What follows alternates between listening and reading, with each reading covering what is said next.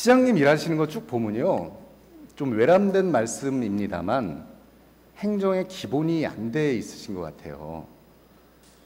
제가 자료를 다 봤거든요. 시장님 디자인 강조하십시오. 디자인. 네. 예산도 많이 지원해 가능한 범위 내에서 많이 주시고. 전체 예산에서 차지하는 비중은 1%가 되지 않습니다. 그래도요. 자, 들어보세요. 시장님이 늘 강조하시는 그 디자인을 위해 사람을 몇 명 뽑았나 제가 한번 쭉 봤어요. 시장님 그 디자인 한다고 계약직만 뽑으세요. 지금 계약직 공무원들이 얼마나 어려운 여건에서 일하는지는 알고 계세요? 아무래도 정규직보다는 어쨌든 쉽지 않겠죠. 어쨌든 그래도 그렇게 계약직으로 얼마나 뽑았나 봤더니 지난 3년간 시장님이 채용한 계약직 개방형 포함해서 1215명 뽑으셨는데요. 네. 도대체 시장님이 강조하신 디자인 얼마 뽑았나 봤더니 13명 뽑으셨어요. 그것도 8명은 계약이 만료돼서 지금 5명 남았습니다. 그렇게 단순해서. 자, 이게 왜 말씀을 드리냐면요. 그러니 무슨 정책을 세우면요. 지금까지 잠깐만 들어보세요 좀. 지나치게 아니 하셨던 말씀에 대해서는 설명을 새로운 얘기잖아요. 자, 시간이 지나가면 설명할 기회 드릴게요. 그렇게 하십시오. 복지 얘기 다시 할 거고요. 행정에 있어서 정책을 세우면 예산을 편성해야 돼요. 근데 시장님 생각은 제가 보기엔 여기까지인 것 같아요. 행정의 기본은요, 그 예산을 집행할 조직과 인력을 확충하고 관리하는 것까지가 행정의 기본입니다. 그렇습니다. 시장님처럼 디자인 강조만 하시고 예산 주시면서 사람을 안 뽑으니 그렇지 않죠. 그 디자인 예산이 멀쩡한 보도블록 뒤집는 일에 쓰여지는 거예요. 이게 시민의 시각입니다. 그 자, 복지 얘기를 다시 하겠습니다. 복지 얘기 때문에 시작을 한 건데요. 지금 서울시 공무원 중에 우리가 10,000명 공무원 얘기하죠? 소방교원 빼고 복지 공무원이 몇 명 됩니까? 500명 됩니다. 501명입니다. 예, 그렇습니다. 자, 501명도요. 거의 다 보건 의무 간호직입니다. 사회복지직은요. 34명밖에 안 됩니다. 1,000만 서울 시민의 복지를요. 예산은 30% 가까이 쓰고 있다고 하는 복지를요. 달랑 34명에게 책임 맡기고 있습니다. 이게 지금 말이 된다고 생각하십니까? 말이 됩니다. 왜 그러냐 하면 아니 설명하실 기회를 안 주시니까. 설명하세요. 예, 먼저 디자인 부분부터 말씀을 드리겠습니다.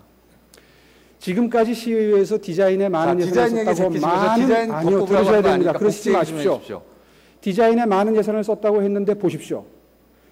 예산 비율로 보나 인력 비율로 보면 얼마나 허황된 과장인지를 알 수가 있습니다. 제가 디자인 예산 얘기하지 않았고요, 시장님. 정신을 이걸 얘기한 겁니다. 시장님은요, 디자인을 어떻게 했냐면 디자인 인력을 뽑지 않고 멀쩡한 사람들 디자인 창의 교육 시킨다고 이렇게 괴롭혀 왔어요. 자, 복지한다고 말이죠. 거기다 토목공무원 복지국에 갖다 놓으면 그게 복지가 됩니까?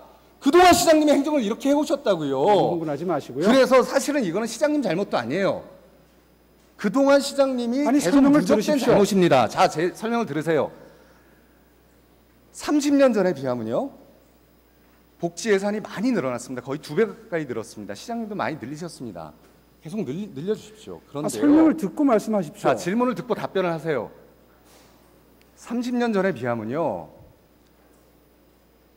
정말 복지 예산 많이 늘어났거든요. 그런데 공무원의 인적 구조는 똑같습니다. 거의 변동이 없습니다. 그래서 서울시의 사회복지는 34명이 하는 것이고요.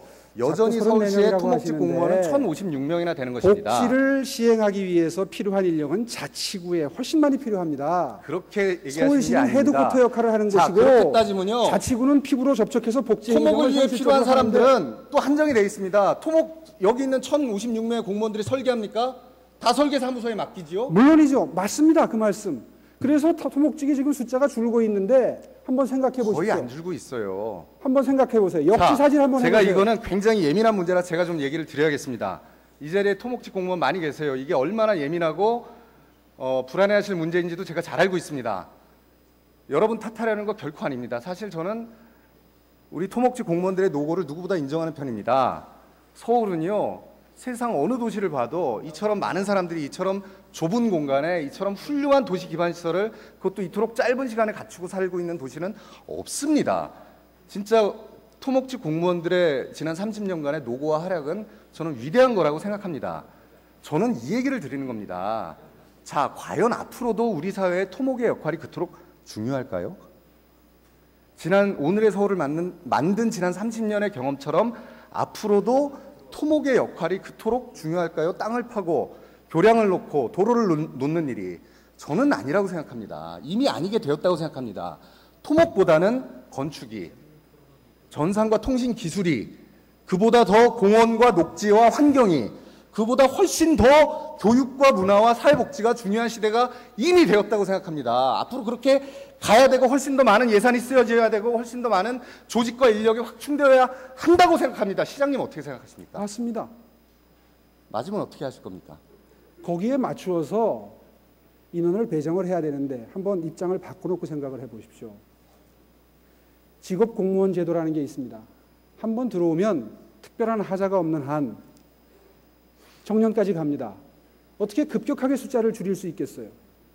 천상 할 수 있는 일은 비율을 맞춰가면서 재교육을 통해서 새로 성장하는 영역에 업무에 그분들을 배치하는 수밖에 없습니다.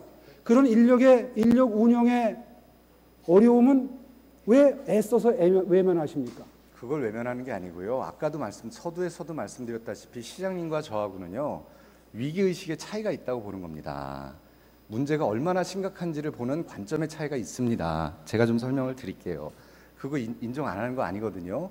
자, 여러분 토목 예산이 얼마나 잘 편성되고 집행되는지는 다 잘 아실 겁니다. 어제 우리 박운기 의원님이 지적하셨듯이 불법적으로도 집행이 됩니다. 그걸 창의적으로 누구는 표현을 하셨지만 어쨌든 복지 예산도 과연 그러한가? 저희 강서구에요, 시립 청소년 수련관이 있습니다. 2009년 4월에 개관했고요. 시장님 오셔서 축하도 해주셨어요. 건물을 아주 잘 져주셨습니다. 고맙습니다. 근데 사실은 그 건물 짓는 거는 토목 예산입니다. 그 이후에 이게 어떻게 운영되느냐? 공무원 직제 규정에 의해서 거기는 25명의 직원이 필요합니다. 근데 시에서 인건비를 안 줘요. 그러다 보니까 12명, 절반도 안 되는 인력으로 운영을 합니다. 그러다 보니 어떤 문제가 생기느냐? 청소년 수련관의 가장 중요한 기능 중에 하나가 위기 청소년 상담입니다. 집에서, 학교에서 상담받을 처지가 안 되는 청소년들이 수련관에 찾아옵니다. 나 좀 미치겠다, 상담 좀 해달라. 수련관이 친절히 답변해 줍니다. 접수했습니다. 3개월 뒤에 오세요. 강서구에서요, 위센터나 청소년 자원봉사자들을 죄다 동원해서 상담을 하고 있는데요, 그래도 대기 기간이 3개월입니다. 자살하려는 친구가요, 죄송합니다. 죽기 전에 상담 한번 받고 싶다고 와도 3개월 뒤에 오라고 하는 게 지금 서울시 청소년 복지의 현실입니다. 갑자기 어린애들이 못 일어납니다. 척추가 문제가 있어서 재활치료 받아야 됩니다. 돈도 별로 없어요. 시립 어린이병원, 시장님이 자랑하시는 어린이병원 데리고 갑니다. 2년을 기다려야 됩니다. 재수 좋으면 1년입니다. 요즘 애들 정신병도 많이 걸립니다. 시립 어린이병원 데리고 가면요, 3년을 기다려야 됩니다. 그래야 치료를 받을 수 있습니다. 아주 재수 좋은 애들이 2년을 기다려야 됩니다. 이것이 지금 서울의 시장님이 얘기하시는, 그토록 잘한다고 하시는 복지의 실태입니다.